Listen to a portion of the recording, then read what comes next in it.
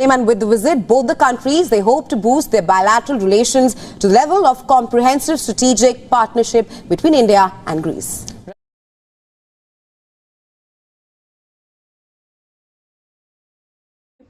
उनका स्वागत करते हुए प्रधानमंत्री नरेंद्र मोदी दिख रहे हैं। राष्ट्रपति भवन है इस और भारत के रिश्तों का एक नया अध्याय यहां से शुरू होगा। फ्रेंड्स, ग्रीस और भारत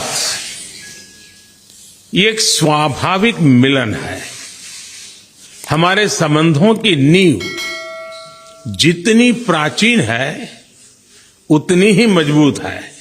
भारत के साथ ज्यादा ताल्लुकात इसलिए बढ़ा रहा है ताकि मार्केट को डाइवर्सिफाई करे, ऑटोनमस पोजीशन एस्टैब्लिश करे, एंड देन इंटरनेशनल ऑडियंस को इंडिया ये कहता है जी we are answerable to our voters. Greek and India relationship is as important today as it has always been. A very strong commitment between our two governments to enhance the relationship. अब Greece कह रहा है कि जी हमारे मुल्क में जो पाकिस्तानी हैं वो भी निकले, क्योंकि हमें पाकिस्तानी किसी भी फील्ड में चाहिए नहीं है। वो बोल रहे हैं कि हमें ज़्यादा से ज़्यादा चाहिए इंडियन वर्कर्स, इंडियन ब्रेन्स चाहिए। एग्रीकल्चर का सेक्टर हो, चाहे वो कोई भी सेक्टर हो, कोई भी कंपनी हो, वहाँ हम चाहते हैं कि इंडियंस आकर काम करें। तो क्या समझते हैं आप, अगर वो लोग बेहतरी की तरफ जा रहे हैं नेबर पे, और इन्होंने बोला कि भाई इंडिया से मुकाबला ना करो, उससे कंपैरिजन बहुत ऊपर चला गया है। इसका मतलब ये है कि हम स्ट्रेटेजिक इकोनॉमी की बात करते हैं। इसका मतलब ये है कि हमने अपने अवाम के हक में फैसला करना है, और वो फैसला करने के लिए हमें जो कुछ करना पड़ा हम करेंगे। जय हिंद दोस्तों, पिछले 9-10 सालों में आप लोगों ने ये चीज जरूर देखी होगी कि भारत के प्रधानमंत्री श्री नरेंद्र मोदी जी किसी ना किसी देश के दौरे पे रहते हैं और जो देश है उनके साथ भारत के रिलेशन मजबूत करने में जुटे रहते हैं। या तो वो किसी देश के आधिकारिक दौरे पे रहते हैं या तो किसी देश के राष्ट्राध्यक्ष, प्रधानमंत्री या प्रमुख भारत के दौरे पे रहते हैं। कोई ऐसा हफ्ता नहीं जाएगा जिस हफ्ते में प्रधानमंत्री नरेंद्र मोदी जी किसी देश के प्रमुख से बात ना करें। अब ग्रीस के प्रधानमंत्री का बहुत भव्य तरीके से भारत में स्वागत किया गया। रायसीना डायलॉग भी होगा हैदराबाद हाउस में, और मतलब बहुत ही ग्रैंड वेलकम किया गया। आर्मी जनरल्स की तरफ से उनका स्वागत किया गया और प्रधानमंत्री नरेंद्र मोदी जी ने भी उनका स्वागत किया, उनसे पर्सनली मिले और ग्रीस और भारत के रिलेशन के बारे में प्रधानमंत्री नरेंद्र मोदी जी ने काफी विस्तार से बताया। वहीं दूसरी तरफ ग्रीस में अगर इंटरनली देखा जाए तो बायकॉट पाकिस्तान का ट्रेंड पिछले 7 महीनों से चल रहा है। दोस्तों, जहां ग्रीस में भारतीयों को रोजगार दिया जाता है और भारतीय वहां जाके ग्रीस की अर्थव्यवस्था में अच्छा खासा योगदान देते हैं, वहीं पाकिस्तानी ग्रीस में जाके इलीगली इमिग्रेंट होते हैं। एक तो पाकिस्तानी वहां जाके वो अफरा तफरी मचाते हैं। अभी 250 पाकिस्तानी जा रहे थे ग्रीस में, आप लोगों ने ये खबर सुना होगा। समुद्री मार्ग से ग्रीस में 250 पाकिस्तानी जा रहे थे, वो कोलैप्स हो गए और सारे के सारे एक्सपायर हो गए, एलिमिनेट हो गए पानी में। तो ग्रीस से बायकॉट पाकिस्तानी ट्रेंड हो रहा है और वहीं भारतीयों को दिल खोल के वेलकम। बहुत अरसा पहले आप तक मैंने ये खबर पहुंचाई थी कि ग्रीस ने पाकिस्तानियों को निकालना शुरू कर दिया है, क्योंकि पाकिस्तानियों ने वहां पर बहुत से गलत कामों में मुलविस थे। इसके अलावा पाकिस्तानियों ने वहां के 3 शहर भी जलाए थे, तो वहां पर गेट आउट पाकिस्तानी का ट्रेंड आम हो गया था। अब ग्रीस कह रहा है कि जी हमारे मुल्क में जो पाकिस्तानी हैं वो भी निकले, क्योंकि हमें पाकिस्तानी किसी भी फील्ड में चाहिए नहीं है। वो बोल रहे हैं कि हमें ज़्यादा से ज़्यादा चाहिए इंडियन वर्कर्स, इंडियन ब्रेन्स चाहिए। एग्रीकल्चर का सेक्टर हो, चाहे वो कोई भी सेक्टर हो, कोई भी कंपनी हो, वहाँ हम चाहते हैं कि इंडियंस आकर काम करें और इंडियंस ग्रीस को संभाले। पाकिस्तानियों का टोटली बायकॉट वो करना चाह रहे हैं, क्योंकि बहुत से केसेस दोबारा फिर से नजर आने लग गए हैं जो वहाँ पर पाकिस्तानी मौजूद है। वो क्राइम्स की तादाद पाकिस्तानियों में बढ़ती चली जा रही है। तो ऐसा कहना है ग्रीस का, वो मांगते हैं इंडियन ब्रेन्स। पाकिस्तान काफी ज्यादा कि ग्रीस ने पाकिस्तानियों के वीजे कैंसिल करना शुरू कर दिए हैं। गेट आउट पाकिस्तानी का ट्रेंड बहाल है वहां पर। क्या कहेंगे, क्या विचारधारा रखेंगे आप अपनी? दुख होता है। सबसे पहले मैं इस पे आनंद नहीं महसूस करता, दुख होता है। दुख ये होता है कि एक इतनी प्राचीन सभ्यता के लोग जिनका हजारों हजार साल का इतिहास है, हजारों हजार साल का इतिहास है, वो इस स्थिति पे हैं आज। कहीं ब्लैक कर रहे हैं, कहीं ब्लॉक किए जा रहे हैं, कहीं बायकॉट किए जा रहे हैं, कहीं पे आतंकवादी के रूप में जाने जा रहे हैं। यही पहचान आपने बनाई है, ये कीमत आपने चुकाई अपने आपको अपनी धरती से तोड़ने का। क्या मिल गया आपको? यही denial of visa, get out Pakistanis, अरब ममालिक, मुस्लिम ममालिक, बस हो गया। अब तो दुनिया मुस्लिम ममालिक से बाहर चली गई, अब तो दुनिया ह्यूमैनिटी की तरफ चली गई। जब 1945 में यूडीएचआर साइन हो रहा था, universal declaration for human rights, आपके जो पॉलिटिकल लीडर्स थे वो तो बना रहे थे हमको तो चाहिए पाकिस्तान, हमको चाहिए, चूंकि हम मुस्लिम हैं तो अलग हो जाएंगे। अपने परिवार से कोई अलग होता है? और इस ग्राउंड पे कि हम चूंकि मुसलमान हैं तो हम आपके साथ रह नहीं सकते, तो फिर आप मेरे साथ नहीं रहेंगे तो किसके साथ रहेंगे? आप सोचिए, बार बार एक ही चीज बोलना पड़ता है। ये क्वेश्चन ही ऐसा हो गया। I will once again come on this.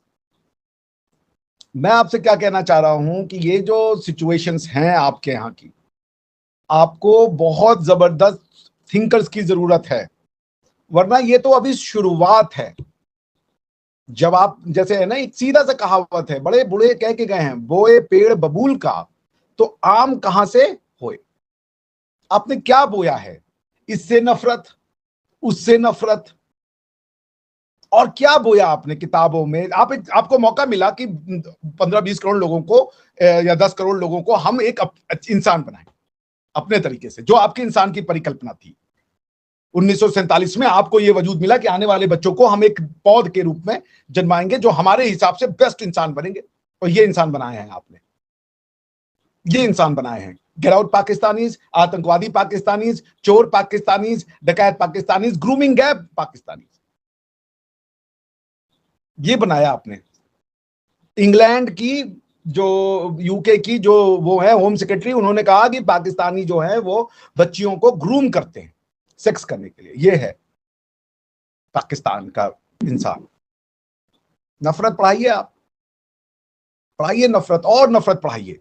ये हिंदू है, ये क्रिश्चियन है, ये मुस्लिम है, ये इसमें आप, यही आएगा, यही आएगा। और क्या आना है इसका प्रोजेक्ट, इसका रिपोर्ट, और क्या आना है? सारी दुनिया तो आगे बढ़ गई, दुनिया तो मानवतावादी हो गई, दुनिया मानवता ह्यूमैनिटी को लेकर चल रही है। दुनिया 1948 में 1945 में universal declaration of human rights है, 1948 में शायद universal declaration of human rights कर रही है, और साइन कर दिया, और आप अभी भी वही उसी पे। तो क्या आप क्या उम्मीद कर रहे हैं बताइए? आपके स्कूलों में पढ़ के कौन क्या निकलेगा? आपके स्कूलों में से पढ़ के क्या निकलेगा आप बताइए? साइंटिस्ट निकलेगा, फिलोसोफर निकलेगा, उसको सोचने की छूट है, बोलने की छूट है आपको। हमारे यहाँ कुछ भी कर सकते हैं आप, इतनी फ्री सोसाइटी है। इस हद तक फ्री है कि लोग इस मिट्टी को गाली देते हैं, इसी मिट्टी में पैदा होकर के, इतनी छूट है। अपने पूर्वजों को गाली देते हैं, फिर भी उनको बोलने की छूट है। अब क्या है? तो निमरा जी, जैसा करना वैसा भरना, सबको आपने, सब में कीड़े निकाले हैं आपने। बेसिक सा है, मैं आपके अंदर रोज कमियां निकालूंगा, निमरा तो ये है, निमरा तो वो है, तो आप मुझसे चिढ़ेंगे, मुझसे प्यार नहीं करेंगे। आप कहेंगे कि भैया ये आदमी हमेशा मेरी बुराई करता रहता है, चिढ़ जाएंगे आप।